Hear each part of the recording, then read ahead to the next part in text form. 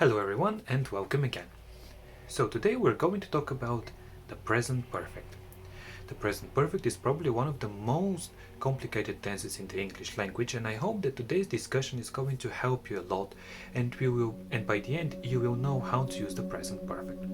But before we go into the present perfect, let me remind you about the few things that we talked before. So firstly, we covered the present simple, the tense in the English language that we use whenever we want to talk about things that happened in general or things that we liked or disliked. Then on the second place was the present continuous. The present continuous is the tense in the English language that we use whenever we want to talk about the now or the very near future. Past simple, on the other hand, is a tense that we talked about that we use whenever we want to talk about something that happened in the past and is finished in a particular moment in the past. And the past continuous is a tense that we use whenever we want to talk about something that happened in the past, is a finished action in the past, but took a longer time to finish. So, how does all of this compare to the present perfect? As I said in the beginning, the present perfect is probably the most complicated tense in the English language, and if you feel like it is too much for you, don't worry, I will try and explain everything. Now, what do you know about the present perfect? Maybe you know that in order to form the present perfect tense, we need to use the verb to have as auxiliary, and then the main verb needs to be in its third form. If this is a surprise news for you, don't worry. Verbs in English generally have three main forms: the present, past, and past participle. Now, you can call this first, second, and third form. For the present perfect, you need to use the third form of the main verb. As we talked with the past simple, verbs in English can be regular and irregular. You have to learn them all, unfortunately, and there isn't a very easy way for you to do so. So, as long as you read and talk and practice, I'm sure that you can remember them all properly. Now, let's use a sentence in the present perfect.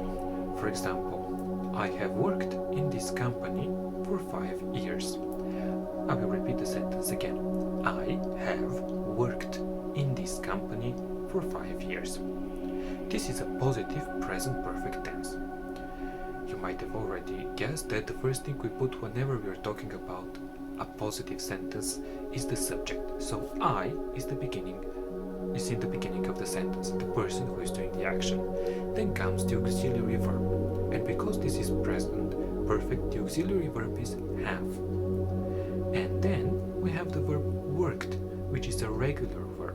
This is the reason why its participle third form is the same as its second form, worked, with ed at the end. So, I have worked in this company for 5 years. But what does it actually mean?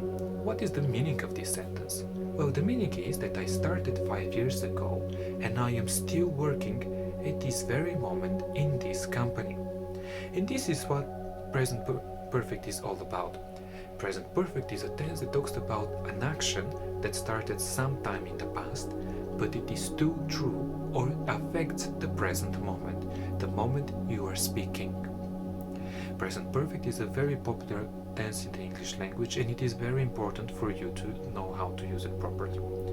I can understand that some of you might be worried that it is too complex, but I can guarantee you that over time it will get easier. Now, let's see how you can form the negative and the question of present perfect. So, if the positive of present perfect sounds like this, I have worked in this company for 5 years, then the negative will be something like that. I haven't worked in this company for 5 years. So, in the negative, you always put the person who is doing the action in the beginning, then you put have, the auxiliary verb, plus not, so it can be have not or haven't, and then you put the main verb, worked, in its third form, which is worked. After that follows everything else. And how about the question?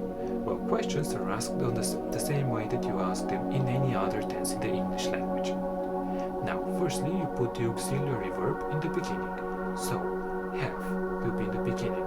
Then I, the person who is doing the action, will follow, and then will be the main verb, the action, in its third form. Have I worked in this company for 5 years? Oh my god, it's been so long. Now, What I want you to remember, though, is that sometimes the verb have can turn into has.